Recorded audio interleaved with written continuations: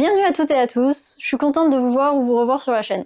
Aujourd'hui, on est mi-décembre et c'est le meilleur moment de l'année pour pouvoir faire un bilan, crafting, couture et tous les projets que j'ai pu faire cette année. Donc ensemble, on va pouvoir regarder tout ce que j'ai pu créer tout au long de l'année. Je vais pouvoir vous donner mes avis par rapport à certains patrons que j'ai utilisés, mes plus, mes moins, ce que j'ai aimé dans mes projets, ce que je ne referai pas et bien sûr, on en parle ensemble, je vous donne plein de descriptions, plein d'informations.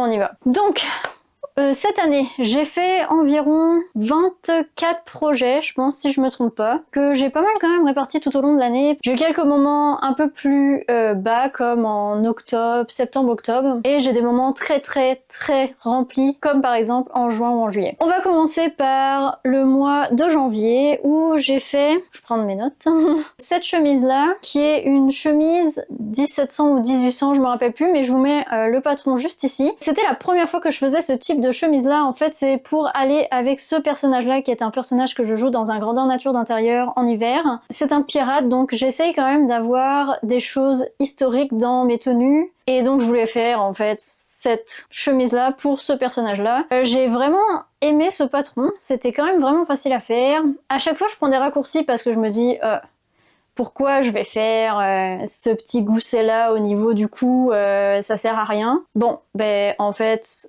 spoiler, ça sert vraiment à quelque chose. Je l'ai juste pas fait, puis maintenant, il y a un défaut au niveau de l'épaule. C'est trop serré au niveau du cou, donc pas idéal, mais au pire, je le mets pas souvent. Cette chemise est aussi trop longue, mais c'est pas grave parce que ça donne un air super bouffant et ça me fait vraiment beaucoup penser à la chemise de Darcy dans Orgueil et Préjugés de 2005. Ça fait un style. Moi j'aime ça. Au niveau de la chemise, ce que j'ai utilisé, j'ai utilisé en fait un drap que j'avais trouvé en friperie et donc c'est devenu cette nouvelle chemise là. En janvier, j'ai aussi fait cette cape là, c'est la Buxton Man Cloak. J'ai adoré faire cette cape, je trouve qu'elle a vraiment de l'allure. Pour la cape, j'ai utilisé de la laine que j'ai acheté en magasin et l'intérieur ça va être du lin. Les boutons sont faits à la main, les boutonnières sont faits à la main. Si jamais vous voulez des informations pour comment on fait un bouton et des boutonnières, n'hésitez pas à me le mettre dans les commentaires, puis je vais essayer de créer un tuto pour pouvoir vous expliquer comment on fait. En février, j'ai fait 2 projets. Le premier projet, c'était une hood carrée, donc c'est celle-ci, et en fait, c'est la première fois que je faisais une hood carrée. J'ai adoré, j'adore ce style de hood. J'ai plein d'informations sur les hoods carrés, j'ai d'ailleurs plein d'informations sur les hoods en général. Je vous mets le lien de mon Pinterest de hood en description. Et donc, j'ai créé cette hood carrée, et j'en ai fait plusieurs dans l'année. Mais j'ai vraiment apprécié faire ça, ça a été un sacré casse-tête, c'était aussi une nouveauté. C'était quand même cool. Cette hood carrée là, je l'ai fait avec de la laine que j'ai trouvé en magasin. Ensuite j'ai fait ce chaperon là pour un ami, c'était un chaperon noir qui a été mis en chaperon comme ça. Pour le mois de mars, là on se rapprochait beaucoup d'un gros événement qui se passait à Bicoline qui s'appelle le bal pourpre et c'est un moment dans l'année où je vais vraiment surpasser mes habilités, je vais apprendre des nouvelles compétences et le challenge cette année c'était de faire de la broderie de perles. Donc j'ai créé un design, j'ai aussi été chercher le matériel qu'il fallait et j'ai brodé pour la première fois du métal, là, les petites spirales en métal. J'ai brodé aussi des perles, j'ai brodé des petites pierres. J'ai vraiment aimé faire ça, ça m'a pris un temps fou, beaucoup trop de temps, mais c'était la première fois que je faisais ça et c'était un de mes objectifs de l'année. Donc moi j'aime comment ça rend, je pense qu'on pourrait vraiment améliorer et ajouter plein d'affaires. Par exemple, il y a comme un gros trou au milieu. Ça, je sais juste pas comment le remplir. On va réfléchir, peut-être que cette année je vais rajouter quelque chose, je sais pas encore. La base de cette veste-là, elle est faite avec un rideau que j'ai acheté dans un magasin, mais c'est juste que la couleur allait bien, que c'était pas trop épais, et que c'était pas mal dans le budget. C'est un espèce de velours, puis ça coûte moins cher que d'acheter du velours, qui est très lourd. et très cher. Et ensuite j'ai aussi fait cette hood patchwork là, donc comme je disais j'ai vraiment aimé faire une hood carrée, donc j'ai fait plein de hood carrées, celle-ci en fait partie, c'était un projet pour une amie. J'aime aussi vraiment faire du patchwork parce que j'ai plein de retailles que je ne sais pas comment utiliser, et faire du patchwork bah en fait ça me permet d'utiliser mes retailles et de faire des trucs super uniques. C'est parfait, c'est ce que j'aime. En avril, j'ai eu un bal spécial qui s'appelle le bal des floraisons avec le grandeur nature d'intérieur auquel je participe. Donc là c'est vraiment aussi comme le bal pourpre, quelque chose où il faut être encore plus beau que ce que l'on est d'habitude, et c'est assez exceptionnel. Donc pour mon personnage de pirate, j'ai utilisé ce patron là. C'est le patron Burda Style Renaissance 71-71. J'ai aimé faire ce patron là. Le seul à faire c'est que je trouve que les patrons Burda ils ont un problème au niveau de leur taille. Faut vraiment bien prendre les mesures et vérifier les mesures du patron avec vérifier ses propres mesures, parce que c'est vite fait qu'on se retrouve avec un patron trop petit. Faites super attention par rapport à ça. Ensuite de ça, il y a quelque chose que j'ai pas vraiment aimé dans ce patron là. Je pensais vraiment pas que le buste et la jupe étaient détachés et qu'il y avait un espèce de bourrelet au niveau de la jupe, et je trouvais ça vraiment pas beau, donc j'ai un peu twisté le patron pour que ça fasse une seule robe que je puisse porter donc en fait comme ça.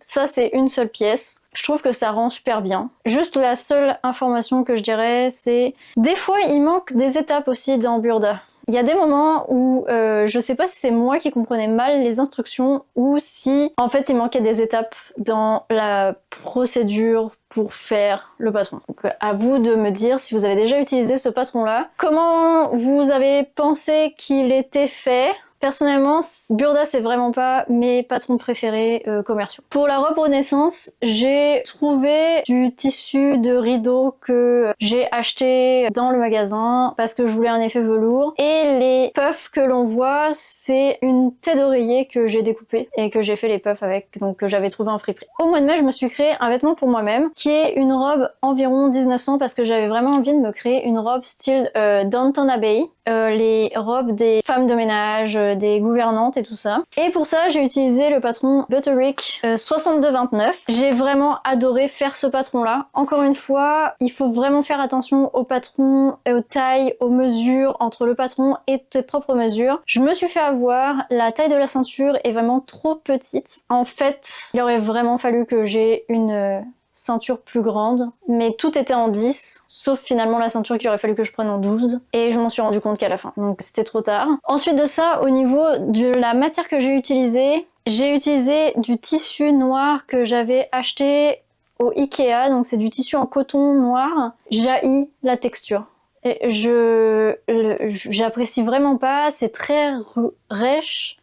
C'est très dur sur la peau, c'est pas super agréable. Autre chose, j'ai fait un changement aussi au niveau de la longueur, ça descendait jusqu'aux chevilles, je l'ai fait descendre jusqu'à mi-tibia. Et au niveau du cou aussi, pareil, l'encolure, elle est vraiment trop serrée pour moi. Le reste est comme vraiment bon, mais la taille était trop serrée et l'encolure était aussi trop serrée. Je pense vraiment que je vais refaire ce patron là parce que j'adore le rendu que ça donne, mais je vais faire plus attention au niveau de la taille. Au mois de mai, j'ai fait un deuxième projet, c'était une hood violette parce qu'il me fallait absolument une hood. C'était super simple, il me restait du tissu violet en laine. J'ai fait une petite broderie avec la croix en arrière. C'est pareil, c'était la première fois que je faisais une broderie dans ce style là avec ma machine. Ça rendait bien, c'était encore une première, ça me donnait aussi une nouvelle compétence. Ça m'a utilisé du tissu que j'avais dans mon armoire qui déborde. En juin, encore deux projets que j'ai fait. J'ai fait un caftan de combat, donc c'est avec ce patron là que j'ai fait un caftan, donc sachant que ma guilde Avicoline est une guilde qui est basée sur un esthétique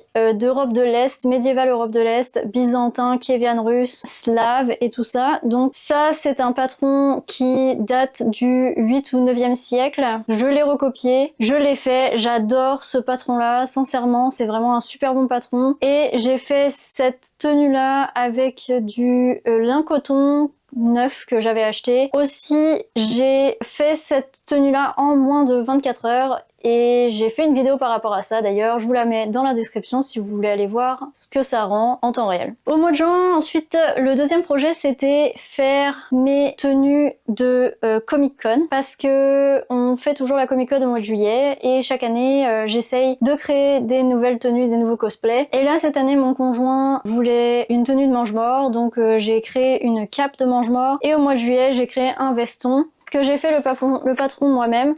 Donc c'est ce patron là, j'ai juste utilisé la base d'un veston normal et je l'ai modifié un peu pour que ça corresponde à ce que mon conjoint vous préférait en fait pour sa tenue de mange-mort. J'ai aussi fait ma tenue de Second Sister, donc de Star Wars. Ça c'est un projet qui m'a demandé beaucoup de travail. J'ai pas trouvé de patron qui existait, donc j'ai moi-même fait tout le patronage pour ce personnage-là, pour ce cosplay-là. C'était absolument super cool. J'ai mis quand même beaucoup de temps pour trouver le tissu. C'était un tissu un peu...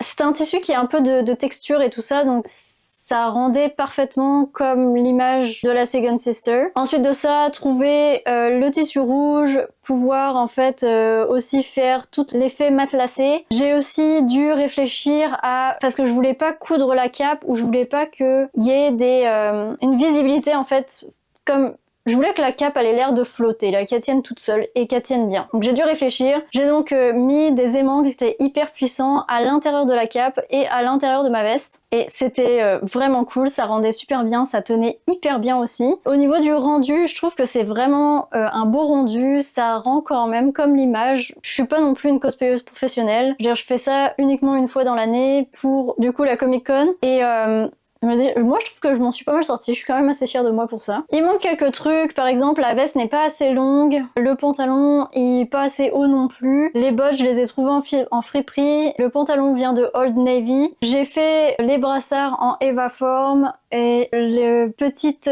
cuirettes autour, eh bien mais pas top non plus, ça pourrait être mieux. Et il manque le tampon de l'Empire sur le côté, mais la cape est comme... Normalement devrait revenir un peu plus, mais là elle est trop en arrière parce que j'ai mal coupé.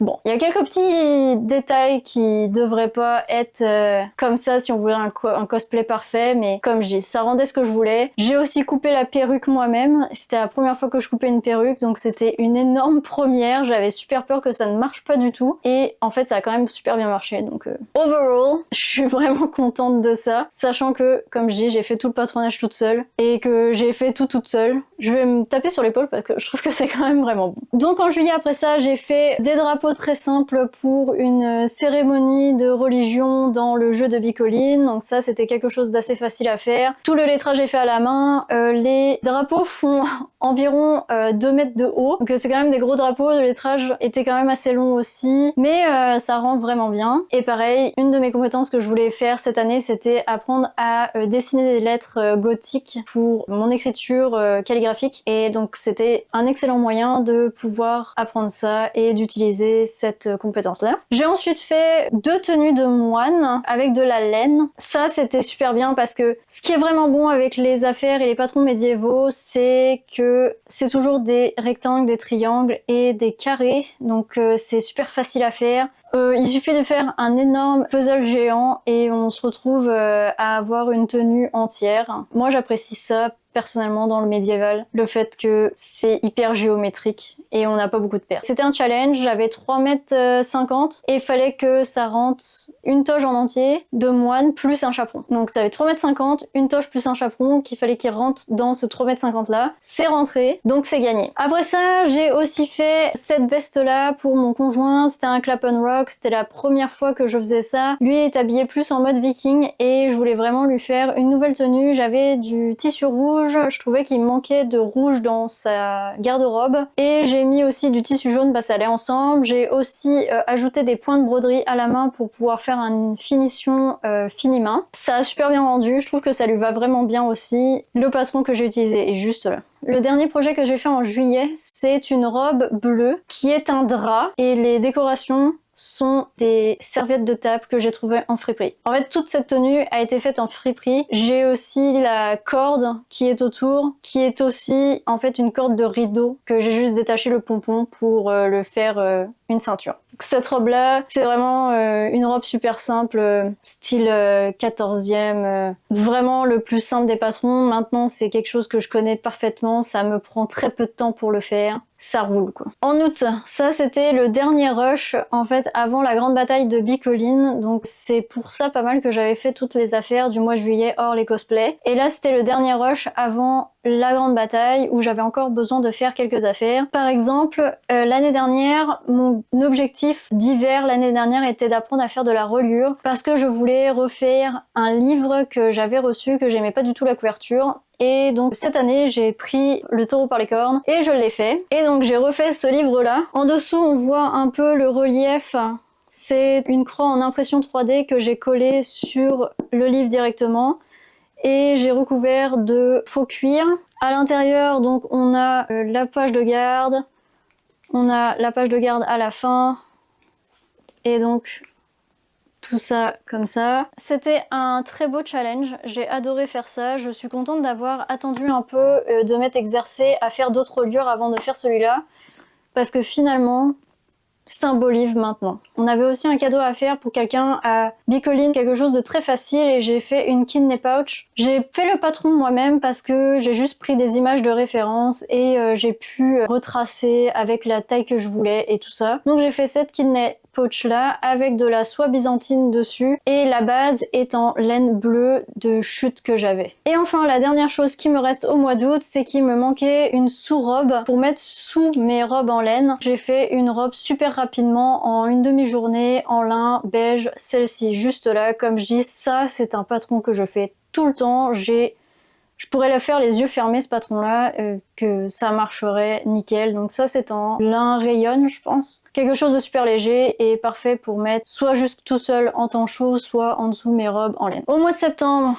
j'ai rien eu, je n'ai fait aucun projet, c'était le moment de me reposer parce que j'avais tellement rushé juste avant que je me suis retrouvée un peu en burn-out. Mais septembre, c'est surtout le moment où je me demande la compétence que je voudrais améliorer pour l'hiver, et cette année c'était d'améliorer ma broderie. Je voudrais vraiment apprendre à mieux broder. C'est ça en fait mon objectif jusqu'au printemps, c'est d'améliorer ma broderie. Et donc au mois d'octobre, j'ai commencé par faire ce petit sac là pour quelqu'un à qui je vais l'offrir. Et donc apprendre à faire de la broderie avec du tissu et broder comme ça, c'est comme un certain style de broderie. Et ensuite de ça, j'ai fait encore une hood, donc encore avec le patron de hood que j'utilise toujours, que je vais vous mettre en description. Et j'ai fait une broderie autour. Pareil, c'était pour un apprentissage, c'était un point simple pour pouvoir faire la broderie et pouvoir juste améliorer ce point-là à répétition. Et enfin, j'ai fait une robe en laine super simple.